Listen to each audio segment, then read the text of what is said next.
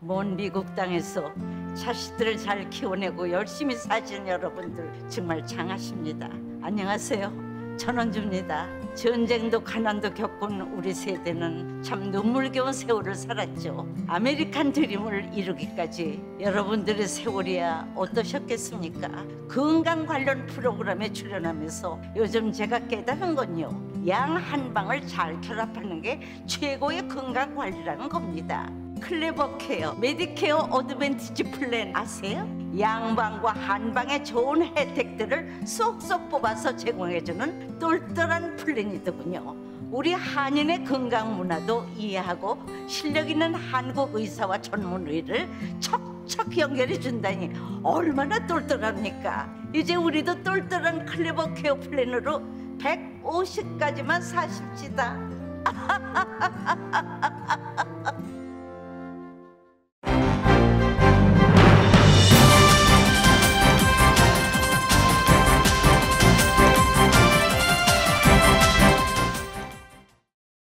마음 따뜻한 5월, 건강하고 행복하세요. 라디오 서울이 함께합니다.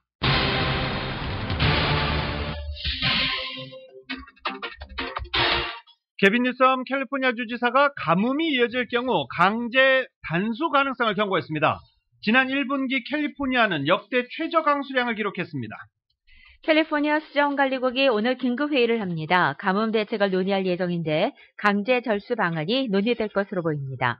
캘리포니아주 전역의 코로나 바이러스 확진자 수가 크게 늘어났습니다. 특히 오렌지 카운티와 샌버나디노 카운티 그리고 벤츄라 카운티 확진자가 크게 늘었습니다. LA 카운티 내 어제 하루 코로나 신규 확진자는 2,476명으로 집계됐습니다. 입원 환자 수는 391명으로 다행히 400명대 밑으로 떨어졌고 카운티 보건당국은 이번 주 메모리얼 연휴를 고비로 보고 있습니다. 이번 메모리얼데이 남가주에서만 300만 명 이상이 여행을 떠날 것으로 전망되는 가운데 전국에서 여행을 떠나려는 미국인들은 4천만 명이 육박할 것으로 나타났습니다. LA 한인 여행사들도 역시 여행 문의와 예약으로 메모리얼데이 특수를 노리고 있습니다. 타운 내 호텔 예약률 역시 크게 늘어났습니다. 팔로스 버디스 에스테이츠의 트레일에서 4명의 20대가 절벽 아래로 추락해 1명이 사망하고 3명이 큰 부상을 입었습니다. 오늘 오전 101 프리웨이 남쪽 방면 헐리우드볼 출구 인근에서 교통사고가 발생해 극심한 교통체증을 빚은 바 있습니다. 이 시각 현재는 해소된 것으로 알려지고 있습니다. 바이든 대통령이 치솟는 유가에 대응해 디젤 비축유를 방출하는 방안을 놓고 백악관이 비상선언을 검토 중이라고 CNN이 보도했습니다. 미국인 3명 가운데 1명은 코로나 팬데믹 국면이 종료됐다고 인식하는 것으로 조사됐습니다. 미국과 일본, 호주, 인도 등 4개국 쿼드 정상들이 중국을 견제하고 북한의 완전한 비핵화를 앞당기는 데 협력하기로 했습니다. 중국은 남태평양 8개국 방문 계획을 밝히며 외교전으로 맞섰습니다. 세계 설탕 생산 1위 국가이자 수출 2위 국가의 인도가 밀 수출에 이어서 설탕 수출도 제한할 예정입니다. 전 세계 설탕 가격 출렁이고 있습니다. 한국 정부가 민정수석실을 대신해 공직자 인사검증을 맡을 새 조직을 한동훈 법무부 장관 직속으로 두기로 했습니다. 한 장관이 옛 민정수석 권한까지 갖게 되면서 야당은 검찰공화국이 노골화되고 있다며 반발했습니다. 윤석열 대통령은 원전 부활을 포함한 에너지 믹스 정책을 언급했습니다. 이전 정부의 탈원전 폐기에 쐐기를 박았습니다. NBA 플레이오프 동부조 결승에서 보스턴 셀틱스가 마이애미 히트를 102대 83으로 꺾고 시리즈 전적 2승 2패 승부를 원점으로 돌렸습니다. 손흥민 선수가 득점왕 트로피인 골든부츠를 들고 금의 환영했습니다. 공항에서는 수백 명의 팬들이 손흥민을 반겼습니다. 오늘 뉴욕 증시 하락 출발하고 있습니다. 원달러 환율은 1266.2원으로 마감했습니다. 남가주는 오늘도 아침에 흐리지만 점차 맑아지겠고 한인타운 낮 최고 기온 74도 예상됩니다. 이 시간 주요 뉴스는 공항에서부터 목적지까지 모바일 체크인과 첨단 공기순환 시스템을 통해 보다 안전한 기내 환경과 여행을 제공하는 아시아나항공 제공입니다. 여러분 안녕하십니까? 김윤정입니다. 안녕하십니까? 유지승입니다. 2022년 5월 24일 화요일 라디오 서울 모닝 뉴스 2부입니다.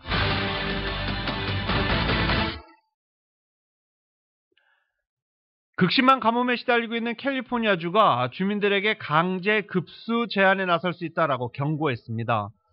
개빈 뉴섬 캘리포니아 주지사가 어제 이 가뭄이 계속되고 무더운 여름이 다가오는 가운데 주민들이 물 사용량을 줄이지 않을 경우 긴급 급수 제한에 나설 수 있다라고 밝힌 것입니다.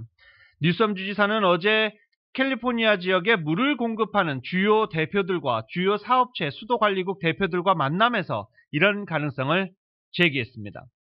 캘리포니아는 1분기 대부분의 강수량이 집중되는 시기인데 올 1분기 강수량은 100년 새 가장 적은 것으로 나타났습니다. 주정부나 상수도 업체들은 그동안 물 절약을 호소해왔지만 올 3월 물 사용량은 되려 19%나 증가한 것으로 나타나기도 했습니다. 게빈 뉴섬 주지사는 그동안 주 전역에 일률적인 급수 제한 조치를 내리는 것을 꺼려왔었습니다. 그 대신 지역별 상수도 업체가 자체적으로 규정을 정해 물 절약을 유도하도록 자율권을 줘왔었습니다. 하지만 이래 그런 접근법을 전환하는 것을 고려 중이라고 AP통신은 전하기도 했고 올여름 강제 단수가 이어질 수 있다라는 경고가 나왔습니다. 이런 가운데 캘리포니아 수자원관리위원회가 오늘 긴급회의를 엽니다. 강제 절수 방안이 논의될 것으로 보입니다. 오늘 긴급회의에서는 캘리포니아 수자원관리위원회가 두 가지 방안을 처리할 것으로 알려진 가운데 먼저 캘리포니아주의 전체 비기능 잔디에 물을 주는 것을 금지하는 것으로 오늘 투표를 통해서 결정이 될 것으로 보입니다.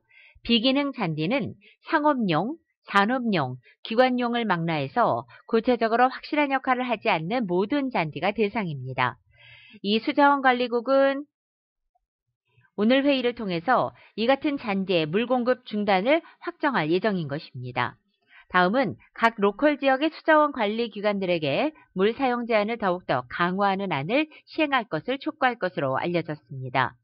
현재 가뭄이 캘리포니아주 전체적으로 매우 심각한 상황인 만큼 각 로컬 지역의 수자원 관리 지원 기관들이 좀 더 적극적으로 나서 물 제한 조치를 강도 높게 실시하는 것을 의미합니다. 이 같은 조치들을 내릴 캘리포니아 수자원관리위원회는 오늘 긴급회의가 게빈 뉴섬 주지사가 강제급수 제한 조치를 경고하고 하루 만에 열리는 것입니다. 메모리얼 연휴를 앞두고 눌렸던 여행 수요가 폭발하고 있는 것으로 전해지고 있습니다. 2년 넘게 억눌려온 여행 수요가 포스트 팬데믹 시기 메모리얼데이 연휴를 기점으로 폭발하고 있다는 것입니다. 남가주 주민만 86%가 증가한 310만여 명이 이번 메모리얼데이 연휴에 여행을 떠날 것으로 지금 전망되고 있습니다. 보복 수요로 이어지면서 선호 지역 호텔들의 예약률도 2배 이상 늘어 예약 매진이 되는가 하면 숙박비, 항공료 가격 급등하고 있습니다. LA 한인 여행 업계에도 보복 여행 수요에 따른 메모리얼데이 특수로 일부 여행 상품의 경우 조기 예약이 마감될 정도로 시장 회복 체감도도 높아지면서 경기 회복에 대한 기대감도 커지고 있는 것으로 전해지고 있습니다.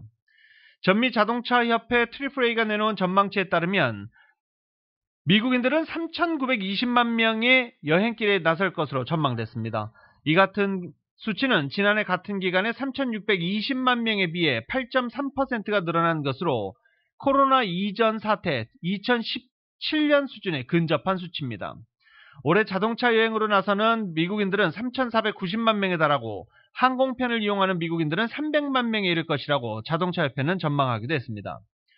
메모리얼데이 연휴 여행 수요가 급증한 데에는 위드 코로나로 인해 마스크 의무 착용과 거리 두기가 완화된 데다가 인력난으로 급여 상승까지 더해지면서 보복 여행 심리를 자극해 그동안 억눌렸던 여행 수요가 한꺼번에 폭발한 것으로 분석되고 있습니다.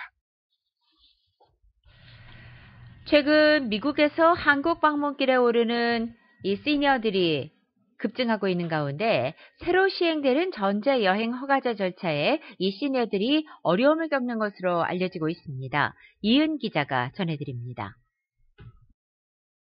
지난 4월부터 한국 입국 시 자가격리가 해제돼 고국 방문길이 터지면서 미주 한인들의 고국 방문 수요가 몰리고 있지만 한인 시니어들이 전자여행 허가제도인 KETA 절차에 익숙치 않아 곤혹스러움을 호소하고 있습니다. 전제여행 허가제도인 KETA는 지난해 9월 1일부터 의무화된 제도로 시민권자들이 무비자로 한국에 입국하고자 할 때 사전에 개인과 여행 관련 정보들을 입력해 여행 허가를 받는 제도입니다. 시민권자들은 KETA가 있어야 무비자로 한국에 입국이 가능한데 아직도 이 제도를 숙지하지 못한 한인들이 많은 상황입니다. LA 총영사관에 따르면 특히 미주에 오랫동안 거주해온 한인 시니어 중 상당수가 전자여행 허가제 KETA를 모르는 경우가 많은 것으로 나타났습니다. 박민우 LA 총영사관 민원 담당 영사입니다. 일단은 미국 시민권자분들은 그 KETA 신청을 하고 또 허가를 받고 이제 한국에 입국하셔야 되는데요. 총영사관 홈페이지에도 팝업창에 또 한인 시니어 중 상당수는 KETA 신청 절차 자체에도 어려움을 겪고 있는 것으로 나타났습니다. KETA 작성 시 본인의 사진을 업로드해야 되는데 컴퓨터 사용에 서투른 노인층의 경우 주위의 도움 없이 사진을 업로드하는 것이 사실상 쉽지 않은 현실입니다. 특히 사진 업로드의 경우 용량이 중요하다 보니 시니어층이 혼자 절차를 밟는 것을 어려워하고 자녀들이나 손자, 손녀, 주위 이웃들에게 의지해야 하는 경우가 많다는 것입니다. 파일 용량이 보니까 100KB 이하로 로드를 해야 이게 잘 업로드가 되거든요. 그래서 이 부분을 조금 유념을 하셔야 될 것 같고요. 한국 체류시에 거주하는 주소 기입에도 어려움을 겪는 시니어층이 적지 않은 것으로 나타났습니다. 주소지 입력의 경우 우편번호 기입이 필수적인데 한국 입국 시 체류하는 장소의 우편번호를 모르는 경우가 대부분입니다. 한국의 경우 주소 표기 시 시, 도, 동, 그리고 아파트 호수를 표기했는데 2014년 1월 1일부로 우편번호가 포함된 도로명 주소가 전면적으로 시행돼 미주에서 오랫동안 거주한 시니어층은 이를 제대로 인지하지 못하고 있는 것으로 나타났습니다. 박민우 형사는 KETA 신청 시 우편번호를 모르는 경우 도로명을 조회하면 되지만 도로명을 영문으로 기입해 조회해야 되다 보니 시니어들이 어려움을 겪을 수밖에 없다고 설명했습니다.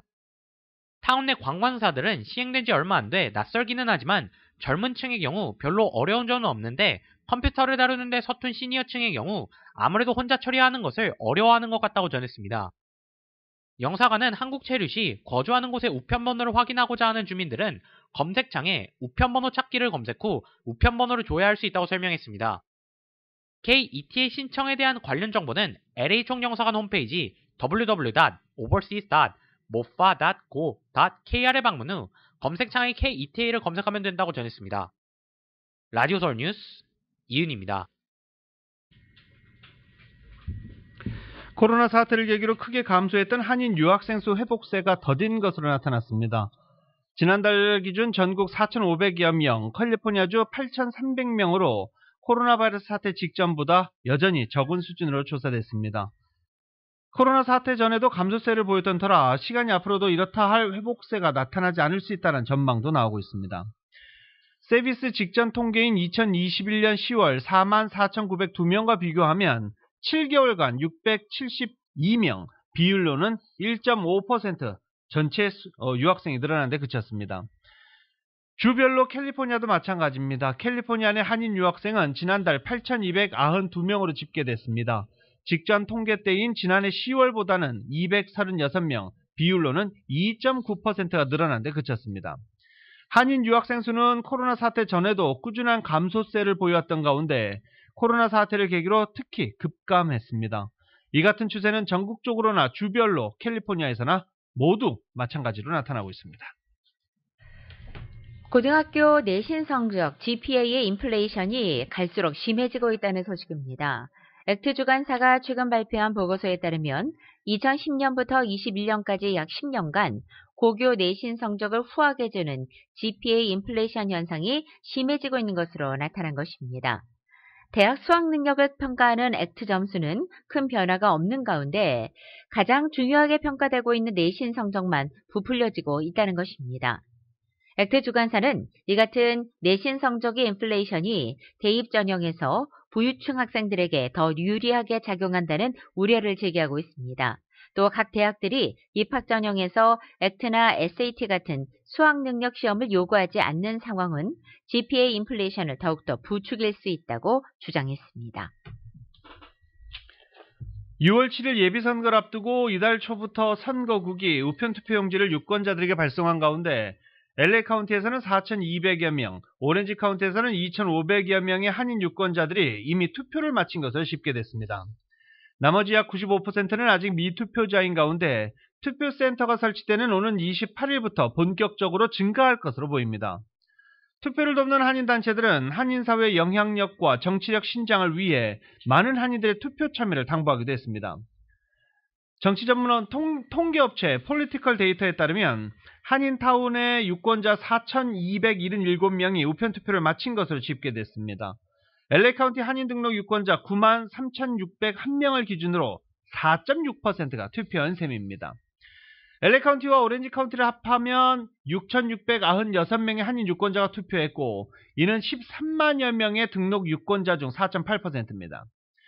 한인타운에서는 6월 4일부터 4일간 삼가와 옥스퍼드 코너에 위치한 앤더스먼거 패밀리 YMCA 센터, 12가와 베랜더 코너에 위치한 베랜더 중학교 두 곳에서 투표센터가 운영될 예정입니다. 이 외에 가까운 투표센터 위치는 LA카운티 선거국 웹사이트나 오렌지 카운티 선거구 웹사이트를 통해서 각각 찾을 수 있습니다. 올해 홀스지구의 시의원 선거도 치러지는 가운데 한인사회와 관련이 높은 1지구, 5지구, 13지구의 선거가 특히 관심이 쏠리고 있습니다. 1지구와 13지구 선거에서는 현직 시의원들의 재선 가능성이 높다는 평가가 많기는 하지만 일각의 지지와 또 기존 정치인들에 대한 실망 기류를 등에 업고 최근 상대 후보들이 위협적인 모습을 보여서 긴장하는 것으로 전해지고 있습니다. 그리고 5지구는 현직이 다른 자리에 도전하는 이유로 새 후보들이 경쟁하고 있는 곳입니다. 이들 3개의 선거구는 한인타운 바로 옆에 인접해 있어서 한인 주민이나 한인 업체도 많이 포함된 것으로 전해집니다. 먼저 1지구는 길세디오, 13지구는 미치 오퍼럴 시의원이 관할하는데 이들을 후원하는 한인업체나 개인도 적지 않고 이들 역시 종종 한인단체와 협업해서 한인 행사에 참여하거나 한인 관련 이슈 지지를 통해서 한인사회의 우호적인 모습을 보인 바 있습니다. 이런 가운데 한인민주당협회의 경우에는 오페러를 공식 지지하기도 했습니다. 영킴 연방하원의원이 대표적인 초당적 정치인으로 꼽혔습니다. 최근 정책연구 비영리기관 루나센터와 조지타운 대학교의 맥코드 공공정책대학원이 지난해 연방하원 의원들의 활동을 평가한 초당파 지수 보고서에서 이같이 나타났습니다. 보고서에 따르면 이 같은 지수가 높은 순으로는 영킴 의원은 연방하원 의원 중 17위에 올랐습니다. 4% 안에들은 최상위권으로 분류되고 있습니다. 이 같은 순위는 공화당 연방하원 중에서는 10번째로 높고 초선 연방하원 의원 중에서는 가장 높은 것으로 전해졌습니다. 김 의원은 애초 워싱턴에 상식을 가져오고 당파적 교착을 무너뜨리고 필요한 일을 해내기 위해 연방의회에 입성했다며 앞으로도 나의 원칙을 지키면서 정당을 넘어 함께 추진할 수 있는 좋은 정책을 계속 찾을 것이라고 밝혔습니다. LA 한인회가 정부 지원 각종 프로그램에 신청한 한인들의 주의를 당부하고 나섰습니다. LA 한인회는 특히 최대 $15,000까지 렌트비 보조를 지원했던 스몰 비즈니스 렌트 보조 프로그램의 경우 지난 4월 18일부터 5월 6일까지 신청을 접수했고 일주일 전부터 이메일을 통해 당첨 사실을 알리는 이메일이 오고 있다고 전했습니다. 하지만 당첨 이메일을 받은 한인 중 일부는 이것을 제대로 확인하지 않거나 스팸으로 오인해서 삭제하면서 지원 기회를 놓치는 경우가 많은 것으로 드러나고 있다면서 잘 확인하라고 조언한 것입니다. 특히 일부 프로그램은 추가 서류 제출을 요구하는 경우도 있는데 추가 서류 제출 마감일의 경우 해당 이메일에 개별 포털 링크에서 확인할 수 있고 프로그램별로 편차는 있지만 대부분 3일에서 닷새까지로의 기간이 비교적 짧기 때문에 유의해야 한다는 것입니다. LA 한인회는 문제가 발생할 경우 LA 한인회를 방문하거나 연락할 것을 당부하고도 있습니다. 팔로스버디스 지역에서 이 해변 절벽, 절경으로 유명하고 트레일 코스가 많아서 많이들 찾으시죠. 이 어제 새벽 4명이 추락해 1명이 숨지고 3명이 중상을 당했습니다. LA 카운티 소방국에 따르면 어제 오전 4시 40분경 신고를 받고 출동한 소방당국이 구조 수색 작업을 벌여 4명을 절벽 밑에서 찾았습니다. 25세 남성이 사망했고 나머지 20대 3명은 중상을 입고 병원으로 옮겨졌습니다. 일단 이들 20대 젊은이들이 새벽 어둠 속에서 절벽에 접근했다 추락한 것으로 현재 보고 있습니다. 추락한 4명 중 1명이 절벽을 타고 올라가 당국에 신고한 것으로 전해지고 있는데 소방국과 이 지역 주민들은 이 지역 트레일 코스의 절벽에 펜스나 울타리가 없어 매우 위험한데 이 시 당국에서는 펜스 설치, 위험 안내판 표지 설치 등을 계속 차일피일 미루고 있다라고 주민들이 토로하기도 했습니다. 20대 2명, 20대 남성 2명, 여성 2명인 것으로 현재 전해지고 있습니다. 라디오솔 모닝뉴스 2부 미국과 로컬 소식은 오픈뱅크가 고객들의 따뜻한 성원에 힘입어 세리토스 지점으로 보냈습니다. 큰 나눔 실천의 앞장서는 오픈뱅크 제공입니다.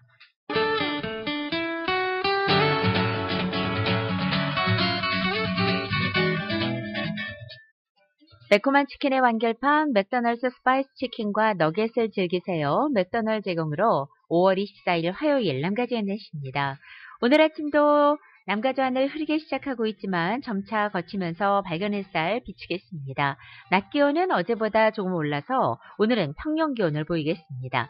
수요일인 내일도 오늘 같은 날씨 패턴 반복되고 내일 낮 기온은 오늘보다 4, 5도가량 더 높아지겠습니다. 이번 주말까지 남은 한 주간은 남가주 지역에 큰 변화 없이 대체로 무난한 날씨가 이어질 것으로 보입니다. LA 한인타운 오늘 낮 최고 기온 74도, 밤 최저 기온은 58도, 오렌지 카운티 지역은 77도, 59도, 밸리와 일랜드 엠파이어 지역은 86도, 56도, 해안 지역은 67도, 57도 되겠습니다. 한국은 오늘 전국이 대체로 흐리고 서울의 오늘 아침 최저 기온이 56도, 낮 최고 기온은 81도까지 올라서 내일은 더위가 계속되겠습니다. 오늘의 날씨는 매콤한 치킨의 완결판, 맥도날드 스파이스 치킨과 너겟을 즐기세요. 맥도날드 제공입니다.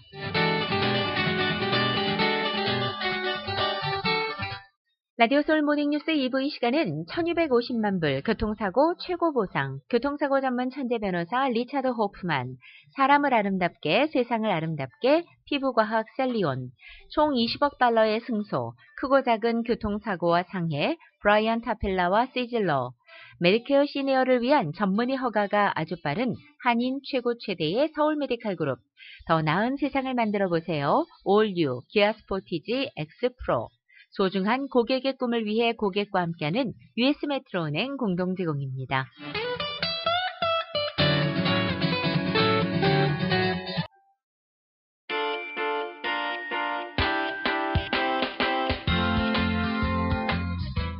새로운 모빌리티 세상을 열어가는 아이오닉5, 이 시대의 가장 진화한 전기차, 완전히 새로운 현대의 아이오닉5 제공으로 이 시각 현재 프리웨이 교통 상황입니다. 210번 이스트 선상입니다. 아주 사이비뉴와 만나는 지점 이중 추돌 사고 있습니다. 91번 웨스트 선상 710번과 만나는 지점에도 이중 추돌 사고 있고 60번 웨스트 선상 71번과 만나는 지점 이중 추돌 사고 있습니다.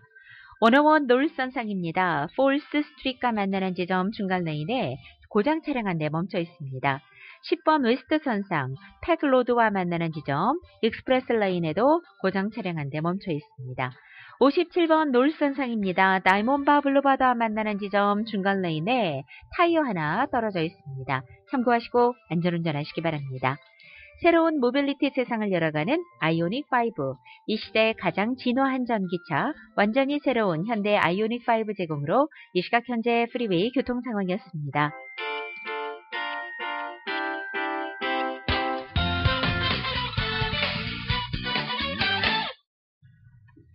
라디오솔 모닝뉴스 함께하고 계십니다. 코로나 바이러스 관련 소식입니다.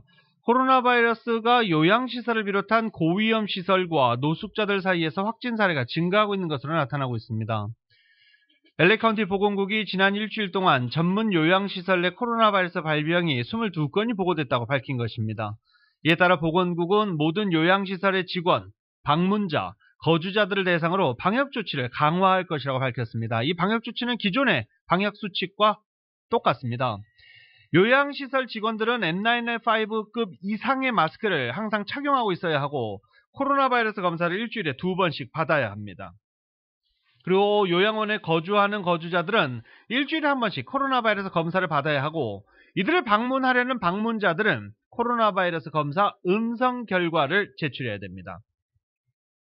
또 시설 내 공동 식사와 비필수 단체 활동 일시 요양원 내에서 중지할 것이라고 밝히기도 했습니다. 또 노숙자들 사이에서도 확진자가 크게 늘어나고 있는 것으로 나타나고 있습니다. 이렇게 LA 카운티 지역의 코로나 신규 감염이 최근 늘고 있는 가운데 병원에 입원한 환자 숫자는 안정세를 보이고 있다는 소식입니다. LA 카운티 보건당국은 어제 하루 코로나 신규 감염자가 2,476명을 기록했다고 발표했습니다. 지금까지 카운티 전체의 누적 숫자는 294만 2,149명입니다. 사망자는 지난 사흘에 걸쳐 14명으로 나타나서 코로나 팬데믹 기간 사망자 누적 숫자는 모두 32,086명입니다. 다행히 LA 카운티 코로나 병원 입원 환자 숫자는 어제 391명으로 나타났습니다. 전날보다 6명 늘어난 것이지만 이틀 전이었던 토요일보다는 11명 적은 숫자입니다. 이들 291명의 입원 환자들 가운데서 53명은 중환자실에 입원돼 있으며 그 전날에 비해서 4명이 더 증가한 수치입니다. 하루 평균 코로나 검사의 양성 판정 비율은 어제 3%로 지난 주말과 일요일 비율에 비해서는 다소 떨어졌습니다. 다음 소식입니다. 이 조 바이든 대통령이 한국과 일본 방문 일정을 마치고 귀국길에 올랐습니다. 취임 16개월 만에 아시아를 처음 방문한 바이든 대통령은 20일부터 22일까지 한국, 22일부터 24일까지 일본을 차례로 2박 3일씩 찾아 닷새간 바쁜 일정을 보냈습니다. 미국 대통령이 일본보다 한국을 먼저 찾은 것은 1993년 이후 29년 만입니다. 바이든 대통령은 전통적인 우방이자 아시아의 핵심 파트너인 한국, 일본과 동맹 결속을 다지는 한편 북한의 핵 문제와 대중국 정책에서도 분명한 메시지를 던졌습니다.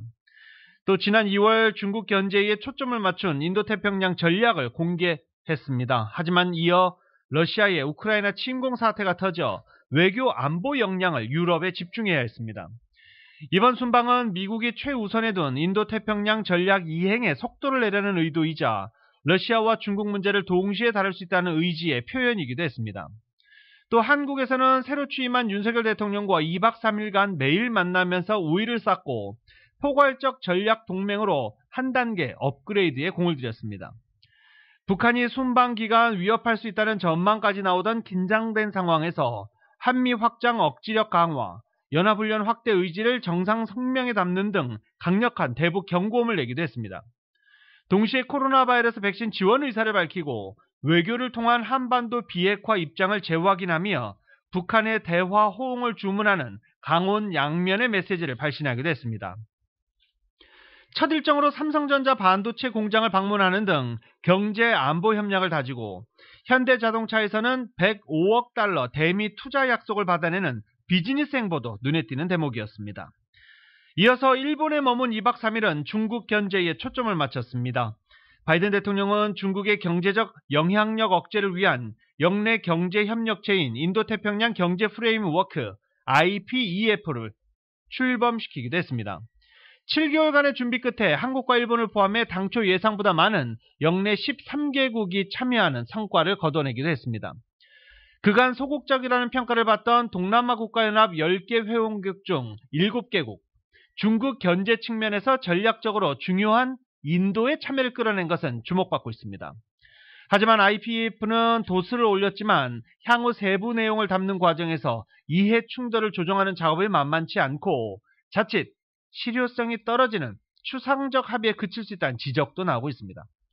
그리고 순방 마지막 날이었던 어제 일본, 호주, 인도 정상과 대중국 견제 협의체인 쿼드 정상회의가 바이든 대통령 주도로 개최되기도 했습니다. 작년 1월 취임 이후 벌써 4번째 소집된 회의입니다. 일본에 모인 쿼드 회원국 정상들은 우크라이나 사태와 같은 일이 인도태평양에서 일어나서는 안 된다는 데 뜻을 같이 하기도 했습니다. 또 중국의 세력 확대에 견제를 분명히 하면서 북한의 비핵화와 코로나 지원 문제도 논의하기도 했습니다. 이 소식은 YTN이 보도합니다. 지난해 9월에 이어 8개월 만에 쿼드 회원국 정상들이 마주 앉았습니다. 먼저 우크라이나 침공에 대해 국제 질서를 근본부터 뒤흔드는 사태라며 인도태평양에서 이런 일이 있어서는 안 된다고 한 목소리를 냈습니다. 동중국해와 남중국해 등에서 세력을 확대하고 있는 중국을 겨냥한 것입니다. Russia's assault on Ukraine only heightens the importance of those goals. The fundamental principles of international order, territorial integrity and sovereignty, international law, human rights must always be defended. 정상들은 북한의 완전한 비핵화를 위한 협력을 재확인하면서 코로나 지원 문제도 논의했습니다. 최근 국제정세에 대한 인식을 공유하면서 경제 분야를 중심으로 협력을 확대하기로 했습니다. 쿼드 회원국 모두 미국이 주도한 새 경제구상 IPEF 출범에 참여했습니다. 반도체 등 핵심 물자 공급망 확보를 중심으로 중국의 경제적 영향력을 줄여야 한다는데 인식을 같이 한 겁니다. 상대적으로 중국 의존도가 높은 아세안 국가들을 겨냥해 지원 방침도 내놨습니다. 앞으로 5년간 약 63조 원을 이 지역에 투자하고 개발도상국 지원도 강화할 방침입니다. 또 쿼드 회원국의 위성 정보를 제공해 각국이 재해 예방과 기후변화 대응 등에 활용하도록 했습니다. Align with the Quad agenda, taking action on climate change and building a stronger and more resilient Indo-Pacific region through better economic security. 바이든 대통령은 인도태평양 지역에서 중국에 대한 견제가 최우선 외교 과제임을 분명히 하면서 닷새 간의 순방을 마치고 귀국길에 올랐습니다. 도쿄에서 YTN 이경아입니다. 조 바이든 대통령이 일본과 정상회담 뒤 기자회견에서 중국 침공 시 타이완에 군사 개입을 하겠다고 발언해서 논란이 되고 있습니다. 이러자 백악관과 미국 방부가 미국의 약속을 강조한 것이지 하나의 중국 정책은 변하지 않았다고 해명하고 있습니다. YTN입니다. 바이든 대통령은 미일 정상회담 직후 기자회견에서 중국이 타이완 주변에 군용기를 보내 무력 시위를 한 데 대해 경솔하게 위험한 짓을 한다고 비난했습니다. 특히 타이완 침공은 지역 전체를 혼란에 빠뜨리고 우크라이나 사태와 비슷한 반응이 있을 것이라고 경고했습니다. 그러면서 군사 개입도 할 것이라고까지 말했습니다. Are you willing to get involved militarily to defend Taiwan if it comes to that? Yes, You are. that's the commitment we made. 백악관은 바이든 대통령이 하나의 중국 정책과 타이완의 평화와 안정성에 대한 약속을 재확인한 것이라고 즉각 해명했습니다. 로이드 오스틴 국방장관도 백악관의 해명을 따르는 입장을 밝혔습니다. 바이든 대통령은 미국의 약속을 반복했다며 미국의 정책은 변하지 않았다고 설명했습니다. 또 타이완 스스로 방어할 수 있도록 수단을 제공한다는 타이완 관계법에 따른 약속을 강조했다고 거듭 확인했습니다. As the president said, our one China policy has not changed. He reiterated that policy in our commitment to peace and stability across the Taiwan Strait. 미국은 그동안 타이완 관계법에 따라 자위 수단을 제공할 근거를 두고 있지만 군사 개입에 대해선 명확한 입장을 밝히지 않는 전략적 모호성을 유지해 왔습니다. 하지만 군사 개입이 거론되면서 미국 정부가 확대 해석 차단에 나선 셈이지만 인도태평양 경제 프레임워크 출범으로 가뜩이나 불편한 중국으로서는 반발을 더욱 키울 것으로 보입니다. 워싱턴에서 YTN 강태욱입니다. 바이든 대통령이 치솟는 유가에 대응해 디젤 비축유를 방출하는 방안을 놓고 백악관이 비상선언을 검토 중이라고 합니다. 이 소식은 잠시 뒤에 전해드릴 수 있도록 하겠습니다. 라디오 솔 모닝뉴스 2부 이 시간은 1250만 불 교통사고 최고 보상, 교통사고 전문 천재 변호사 리차드 호프만, 사람을 아름답게 세상을 아름답게 피부과학 셀리온, 총 20억 달러의 승소, 크고 작은 교통사고와 상해 브라이언 타필러와 시즐러, 메디케어 시니어를 위한 전문의 허가가 아주 빠른 한인 최고 최대의 서울 메디칼 그룹, 더 나은 세상을 만들어 보세요. 올뉴 기아 스포티지 X 프로, 소중한 고객의 꿈을 위해 고객과 함께하는 US 메트로은행 공동 제공입니다.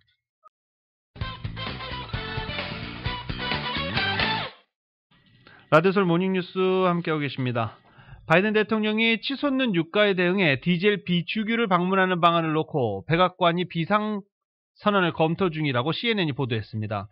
이 비축유를 계속 방출을 하고 있지만 가스값은 내려가지 않고 있죠. 이런 상황에서 또 디젤 비축유를 방출하는 방안을 논의 중이라는 것입니다. CNN은 백악관 고위 관계자들을 인용해 현 디젤 재고 감소와 가격 급등 문제를 해결하기 위해서 이 같은 방안을 고려 중이라고 전했습니다.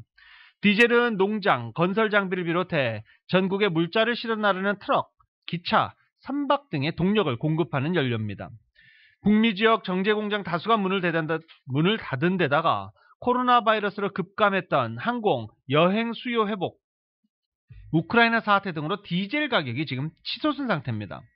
특히 정유소가 부족한 북동부 지역의 상황은 더욱 심각합니다. 최근 몇 주간 재고는 기록적인 수준으로 떨어졌고 지금 디젤 가격은 뉴욕 기준 평균 갤런당 6달러 52센트, 1년 전보다 무려 102%나 올랐습니다. 바이든 행정부는 상황 파악을 위해서 내부 브리핑을 확대하고 연료 소매업체들과의 논의에도 들어갔습니다. 이제는 북동부 가정 난방용 비축유에서 디젤을 방출하는 방안을 현재 살펴보고 있다는 겁니다.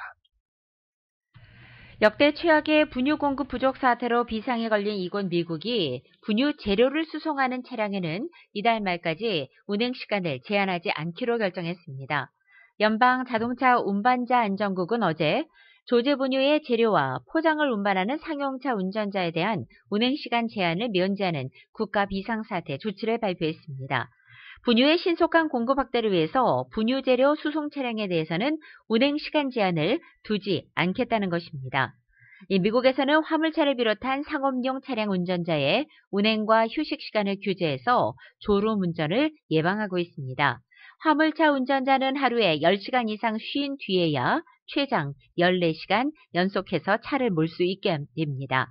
이번 무제한 운행 조치는 분유의 원료인 유청, 카세인, 옥수수 시럽, 가수분해 단백질과 용기, 포장 등을 수송하는 차량에 적용되고 분유 제조에 필요한 재료라면 폭넓게 인정할 방침이라고 밝혔습니다. 안전국은 2020년 3월 코로나 사태 구제에 필요한 물품을 수송하는 차량에 대해서 운행 시간 제한을 면제한 뒤 계속 연장해왔고 이번에 그 대상이 분유 재료로까지 확대된 것입니다. 오늘 공화당 조지아주 주지사 경선이 트럼프 전 대통령과 마이크 펜스 전 부통령의 대리전으로 치러지게 됩니다. 트럼프 전 대통령은 데이빗 퍼듀 전 상원 의원에 대한 지지를 호소했고 펜스 전 부통령은 브라이언 캠프 주지사 선거 유세에 참가하는 등 브라이언 캠프 주지사 지지를 호소하고 있기 때문입니다. 때문에 이로써 공화당의 조지아주 주지사 경선은 트럼프 전 대통령과 펜스 전 부통령의 대리전이 됐다라는 분석입니다. 특히 트럼프 전 대통령이 2024년 대권 재도전 의사를 감추지 않고 있고 마이크 펜스 전 부통령도 공화당의 차기 대권 주자 중 한 명으로 거론되고 있어 이번 조지아주 주지사 경선은 단순 대리전이 아니라 두 사람 간에 미리 보는 대권 경쟁이라는 관측이 나오고 있습니다. 조지아주 주지사 경선 오늘 열립니다.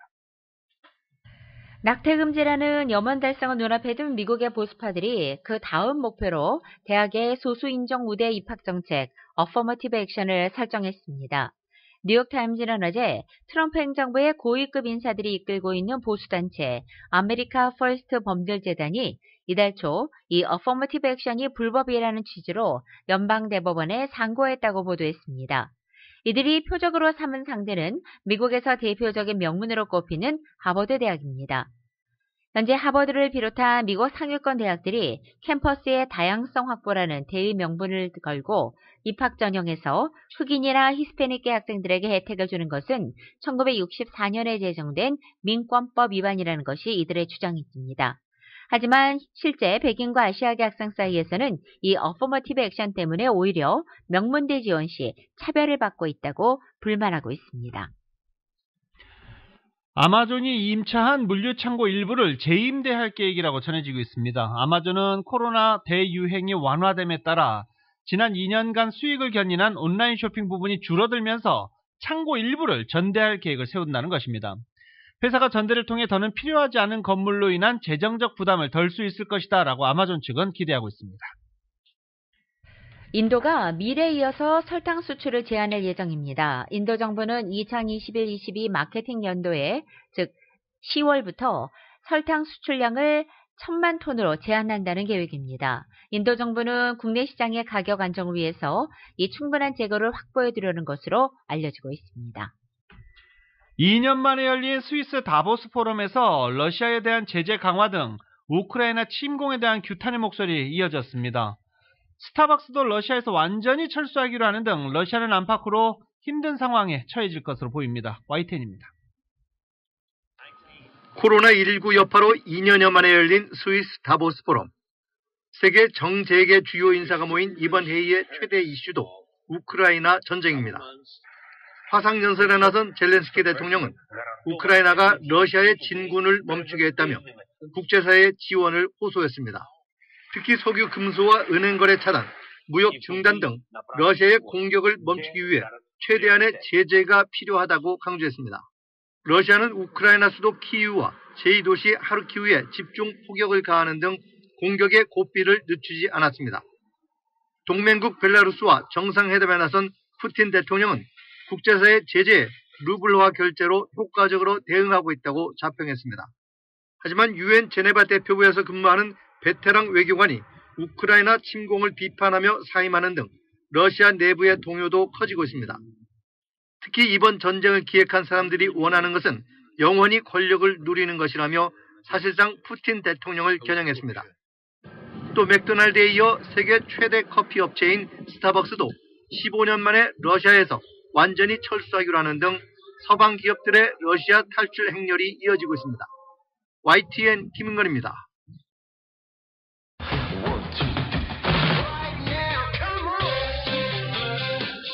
라디오솔 모닝뉴스 스포츠 소식입니다. 스포츠 소식은 전문가가 추천하는 이민법과 가정법 전문 제인정 종합법률사무소 제공입니다. NBA 플레이오프 동부조 결승에서 보스턴 셀틱스가 마이애미 히트를 대파하면서 시리즈를 2대2 시리즈 승부를 2승 2패 원점으로 되돌렸습니다. 어제 보스턴 홈경기로 열린 마이애미와의 경기에서 보스턴은 102대 82로 승리를 거뒀습니다. 1승 2패였던 보스턴은 어제 승리로 시리즈 균형을 맞췄습니다. 제이슨 테이텀이 총 31득점, 리바운드 8개를 잡으면서 맹활약했습니다. 마이애미는 경기 종료 3분경 덩컨 로빈슨의 연속 3점포로 후반 들어 처음으로 점수차를 20점 안쪽으로 줄이는 등 경기 내내 보스턴에 끌려다니기도 했습니다. 아시아인 최초의 잉글랜드 프리미어리그 득점왕 손흥민 선수가 골든부츠 황금 운동화를 들고 금이 환영했습니다.